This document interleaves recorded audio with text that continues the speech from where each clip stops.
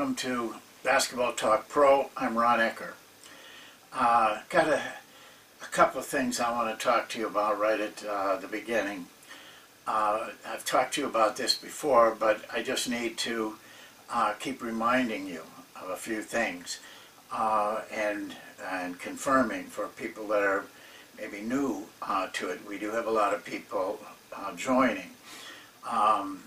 I'd like you to give some thought into enlisting some others coaches or basketball people, whether it's assistants or other coaches or even players, to watch our show. I'd like to feel that the people that do watch it are our best salesmen, so to speak, of telling people about it. And it's very easy to forward one of these to someone, even if he's in a different country. That would, I'd like to have all of us working towards getting people involved where they might learn something about coaching. Certainly, when you listen to Phil Jackson, I mean, you learned, there was an opportunity there to learn a lot if you were really listening and had access to it. And then I want to mention again, which I've done before, the archives. There's a lot of valuable things back there in that archives. This is our 70th program. So there'll be 69 videos back there, all of the length of around average 15 minutes, 16 minutes. Some go longer, some are shorter. But I looked over the list, and I will try to get you a list so that you can browse through it. But when I looked at it and looked at all the things we have covered in this last 3 or 4 months, there's a lot of basketball, a lot of parts of coaching that aren't connected with the floor directly, are not drills or not offenses, but things I believe that are pertinent to being a coach, being a professional coach. Take advantage of that. There's a lot back there, and none of them are real long. You can watch one today and another one a couple of days, but you can pick your subject, and I will try to get you a list that you can browse through. And then the other thing I want to mention is, please keep sending me questions. I'd rather you do it on the comment section below or in the contact section above than replying to the email. That gets a little confusing for me, exactly what that is, or going through Facebook. I think my email is on there someplace, so you can email me directly. Well, today we have another subject. I have a feeling that I unconsciously used the subject of being eccentric because I knew this subject was coming up. And it's a subject that I was asked about to talk about, and I'm happy to do that. But it is a little touchy for me. And I'm going to get right at that, right at the thing that is touchy. And that is blocking out versus non-blocking out. I happen to believe in the latter. I don't teach blocking out. It has helped me a lot. I can honestly say this, that with the exception of one team, and I'm not quite sure of that team, I've never had a team out-rebounded for the season. I've never blocked out. And I will explain that to you as we go along. But because it's touchy, because I've said this to coaches, and I know their reaction, I wanted to get it out right away. And now I'll state my case. First of all, the man I actually learned it from was John Wooden. I went to a very small clinic up in northern Minnesota. There wasn't many people there even, and yet it was in about the middle of that run of 10 NCAA championships. And I don't recall if he brought it up or someone asked the question, but he explained rebounding, what he did. And he didn't say don't block out, but he didn't block out. The term he used was screening, and I used the same term. It was kind of vague, but I thought about it a lot. And then I kind of remember watching his teams, and I remember how mobile they were going after the ball. And then another place that by this time I had been doing it for years, but I smiled when I heard Charles Barkley quoted as saying that when he was in college, his college coach told him, don't block out, just go get the ball. And he said that, you know, all those rebounds I got in the NBA, I never blocked out. Whether that was true or not, you know, Charles has a way of maybe expanding on things. But I do know from watching him that he spent more time going after the ball than he did blocking out. But one in particular, Rodman, all those rebounds Rodman was getting, if you study him, he very seldom blocked out. What you might think was blocking out is if he was around the basket and they tried to push him in, he would buck up against that and take a strong stance. Also, Bill Russell approached it the same way if you study films of him.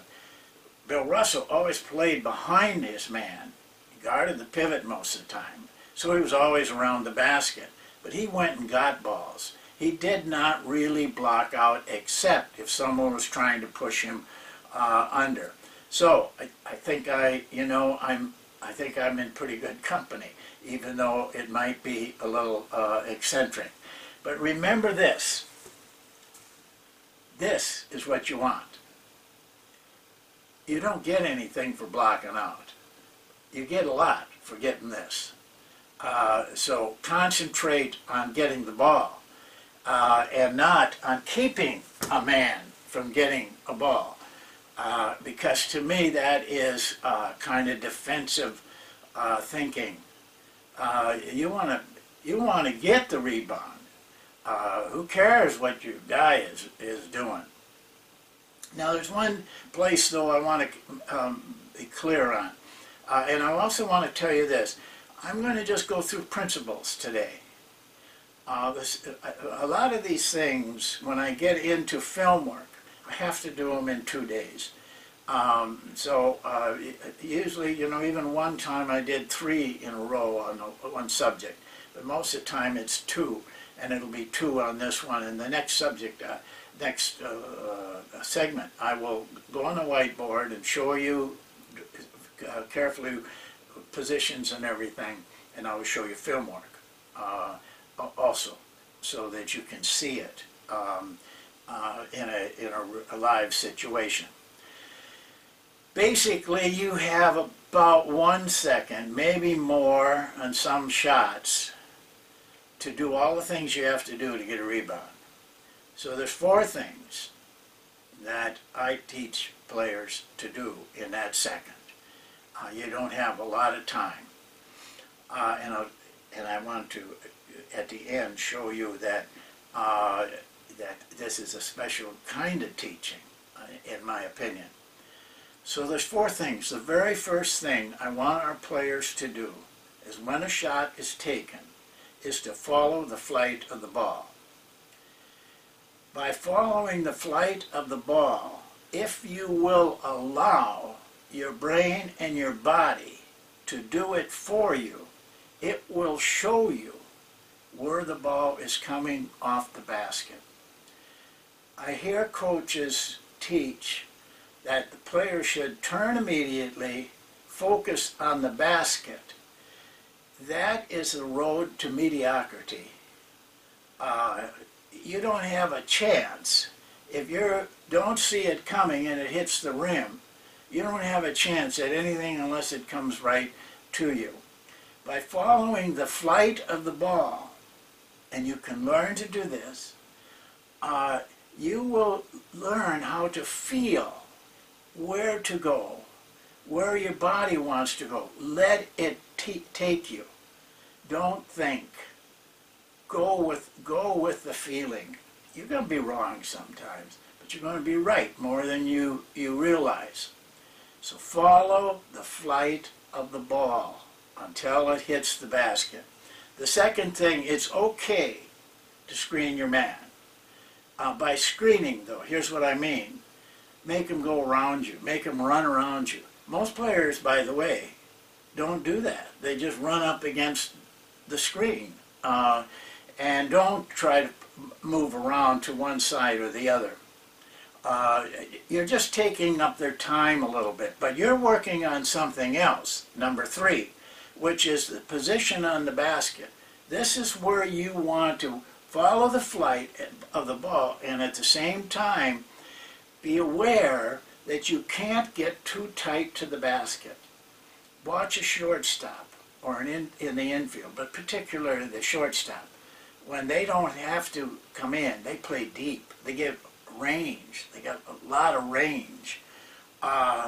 When they have to come in to play tight, there's all kinds of places to get base hits through there. Rebounding's the same thing. If you get too tight on the basket, it can go over your head. It can go. It's just a bad position. Again, it's feel. Now, really, there are a lot of shots taken in basketball, especially around the basket, where I'm convinced the guy doesn't really see the basket. He knows about where it is, and maybe at the last second gets a glimpse of it. The same thing with rebounding. You're following the flight of the ball. You're not concentrating on a man. You're concentrating on where you want to be, regardless of where anybody else is. And you can do that in that second to second and a half. And the fourth thing is probably the most important. Go get the ball. You see that ball comes up, and don't stand there if it goes away from you. Go get the ball. If you watch Dennis Rodman, he got a lot of rebounds. A lot of them were off the floor. A lot of them were when people were bouncing around trying to control it, and he'd just snap it out of their hands. Those rebounds count, just like any other rebound.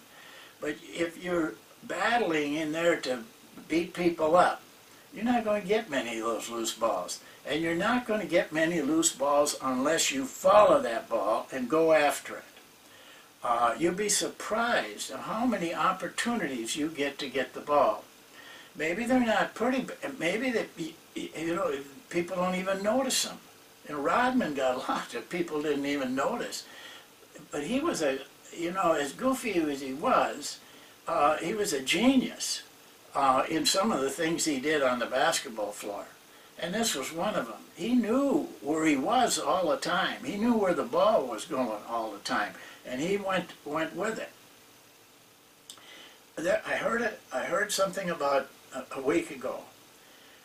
They talked about having a chart, and they actually had a percentage number on guys that got rebounds that were contested. In other words, 2 people went for them. Or, those situations where you got 2 people going after the ball. And I just thought, why? Why would you do that? Because who cares how you got it? They count it up at the end. You got 11 rebounds, you got it. Who cares whether you were contested or not? That's that's maybe macho stuff. But the thing we're getting at here is we want the ball. Once we get the ball, then we got a chance for fast break. We have the best change of possession that we could get, and that's what you're looking for. And so what you see in rebounding is people remember those ones that the guy goes up and snatches it and brings it down. But but that's probably one or two or three of his rebounds all night long. The rest of them you get digging it out, fighting for it, going to it. And you can learn to do that also. I have a couple of drills. I don't use a lot. And it makes a difference where you're coaching. Some of the things that, you know, with professional players, with the number of games that they play and the chance of injury, it's hard to do live rebounding. But you can do rebounding without having competition between the bodies. And you can learn then things like following the flight of the ball, feeling your position on the floor. And that's what we do. Now, I do have one drill that I would run with college players or high school players, but I don't have any film of that, but I think I do have some film because I did use the drill in China. It's a rather rough drill. But yet, I think I've done this for 20 years, and that drill, I've never really had a player seriously injured. I've had nosebleeds and cuts and stuff like that, but no twisted ankles or anything that kept them out of another practice or a game. And if I can show you that that drill, I will. I think I might have some film from China.